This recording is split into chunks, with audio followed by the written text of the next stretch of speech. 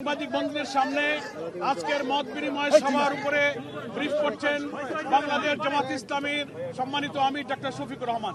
আসসালামু আলাইকুম ওয়া রাহমাতুল্লাহ। আপনাদের সবাইকে আজকের এই ব্রিফিংকে স্বাগত জানিয়ে আমি সংক্ষেপে দুটি কথা বলতে চাই। আপনারা কালকে সকল গণমাধ্যম এই সংবাদ পরিবেশন করেছিলেন যে মাননীয় প্রধান উপদেষ্টা আজকে সমস্ত দলের জাতীয় নেতৃবৃন্দকে এখানে আহ্বান জানিয়েছিলেন।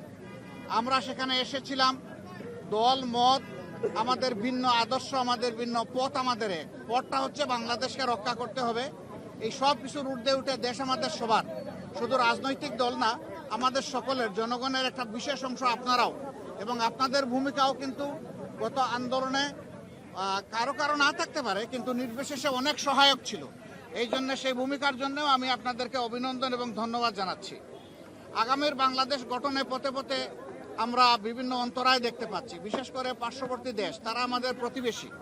আমরা তাদের সাথে প্রতিবেশী সুলভ সম্পর্ক চাই, কিন্তু সাম্প্রতিক কিছু ভূমিকা ছিল অত্যন্ত উস্কানিমূলক, অসহিষ্ণু, অগ্রহণযোগ্য। আপনারা এটা দেখেছেন। মিথ্যা তথ্যের উপর নির্ভর করে বাংলাদেশকে কলুষিত করার জন্য, এই সরকার এবং জনগণকে ব্যর্থ করার জন্য তারা দুনিয়ার বিভিন্ন জায়গায় অপপ্রয়াস চালাচ্ছেন এবং অপপ্রচার চালাচ্ছেন। আমরা এগুলার নিন্দা জানিয়েছি সকলে সম্মিলিতভাবে। আমরা একটা জায়গায় সবাই আমরা একমত হয়েছি যে আমাদের স্বাধীনতা সার্বভৌমত্বের ব্যাপারে কোনো ছাড় নয়। এখানে আমরা সিমেন্টেড থাকবো, যেমন অতীতে ছিলাম, যেমন সম্প্রতি 5 অগাস্টে এই 24 সালে আমরা ছিলাম, এইটাই আমাদের অব্যাহত থাকবে। এখানে পরামর্শ এসেছে রাজনৈতিক শীর্ষ নেতৃবৃন্দের সাথে, যেমন মত বিনিময় হয়েছে, ছাত্র সংগঠনগুলোর সাথে হবে, বিভিন্ন ধর্মীয় সম্প্রদায়ের সাথে হবে, আপনাদের সাথে হবে। আমরা সেই প্রস্তাব রেখে এসেছি এবং আমরা আশা করছি আপনাদের সাথেও মত বিনিময় হবে।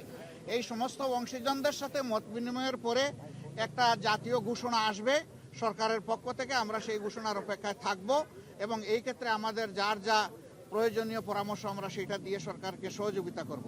আরেকটি বিষয় আমরা অত্যন্ত ক্লিয়ারলি আমরা জানিয়ে দিয়েছি, এক্সট্রিমিজম বা চরমপন্থা যে দিক থেকেই আসুক আমরা তাকে ঘৃণা করি।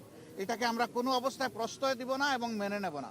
এটা যে রূপ নিয়েই আসুক, সকল রূপের আমরা চরমপন্থাকে আমরা ঘৃণা করব এবং প্রশ্রয় আমরা দিব না কেউ। এই ব্যাপারে আমরা সকলে একমত হয়েছি। আরও অনেকগুলা বিষয়ে কথা হয়েছে। আমাদের দেশের ভাবমূর্তি নষ্ট যারা করছে তাদেরকে বুঝানো যে তোমরা আমাদের প্রতিবেশী, আমরা যদি ভালো থাকি তোমরাও ভালো থাকবা, আমরা ভালো না থাকলে তোমরা ভালো থাকবা কেমনে। এই বিষয়গুলো তো আসবে, অবভিয়াসলি আসবে।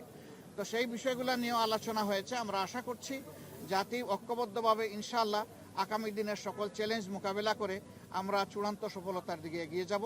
চূড়ান্ত সফলতা অর্জন না হওয়া পর্যন্ত আমাদের ঐক্য অটুট এবং মজবুত থাকবে। চূড়ান্ত সফলতা এসে যাওয়ার পরেও প্রিয় দেশের জন্য আমরা ঐক্যবদ্ধ থাকব। আপনাদের সকলকে ধন্যবাদ। আসসালামু আলাইকুম। নির্বাচন নিয়ে ছোটখাটো কথা হলেও সেটা নিয়ে কোনো কনসেনসাস হয় নাই বা ব্যাপকভাবে কোনো আলোচনা হয় না। Thank you. আপনাদের সকলকে সবাইকে ধন্যবাদ।